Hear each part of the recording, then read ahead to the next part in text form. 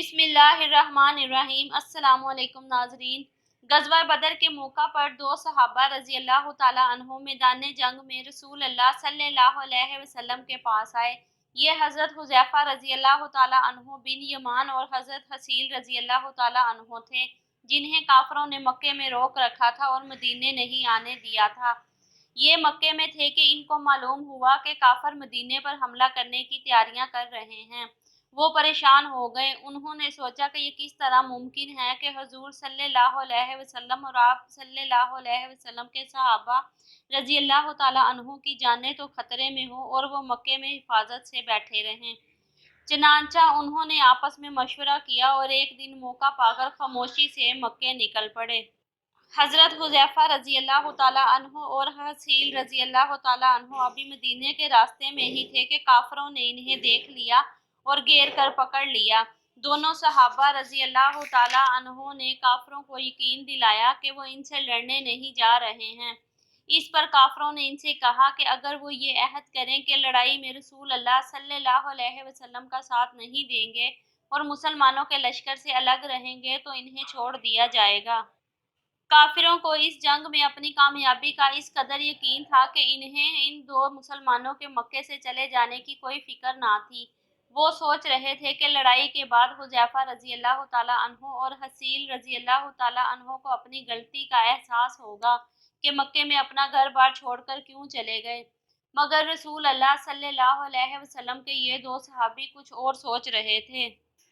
وہ مسلمانوں کے ساتھ جا کر کافروں سے لڑنے کے لیے بے تاب تھے۔ ان کا دل شہادت کے لیے بے چین تھا۔ انہیں اس بات کا سخت رنج تھا کہ کافروں سے آزادی حاصل کرنے کے لیے انہیں یہ عہد کرنا پڑا ہے کہ وہ مسلمانوں کے ساتھ جہاد میں حصہ نہیں لیں گے۔ انہوں نے آپس میں کہا، کافروں سے عہد کرنا کوئی معنی نہیں رکھتا۔ وہ اللہ کے دشمن ہیں۔ پہلے وہ مکے میں مسلمانوں کو ستاتے رہے، ان پر ظلم کرتے رہے، اور اب جب کہ مدینے چلے گئے ہیں تو ان پر حملہ کرنے جا رہے ہیں۔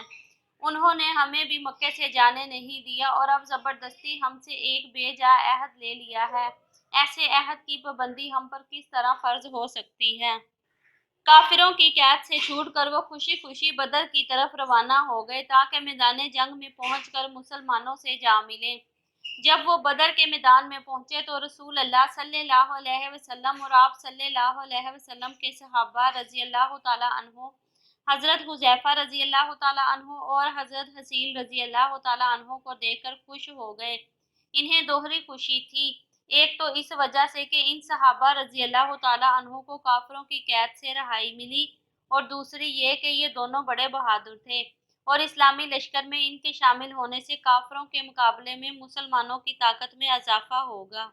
حضور صلی اللہ علیہ وسلم نے حذیفہ رضی اللہ تعالیٰ عنہ اور حصیل رضی اللہ تعالیٰ عنہ سے پوچھا کہ انہیں کافروں سے کس طرح رہائی ملی۔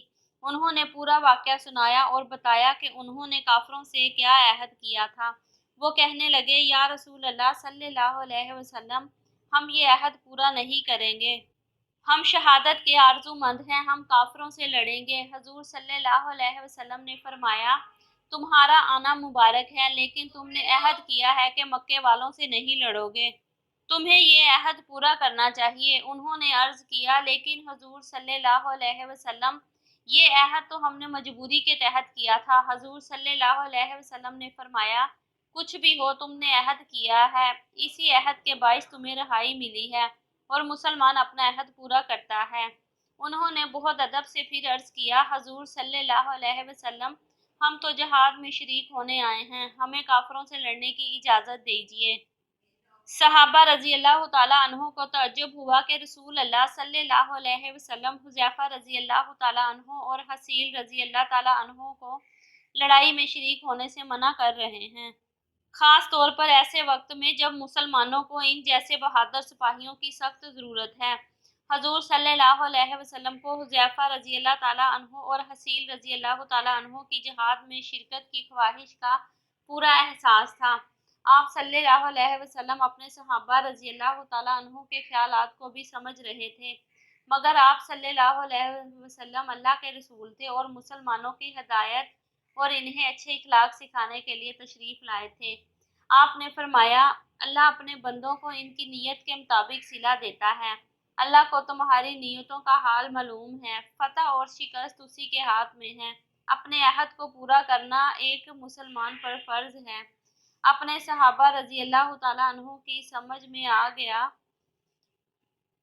اب صحابہ رضی اللہ تعالیٰ عنہ کی سمجھ میں آ گیا کہ حضور صلی اللہ علیہ وسلم حذیفہ رضی اللہ تعالیٰ عنہ اور حسین رضی اللہ تعالیٰ عنہ کو مکے کے کافروں کے خلاف جہاد میں حصہ لینے کی اجازت کیوں نہیں دے رہے۔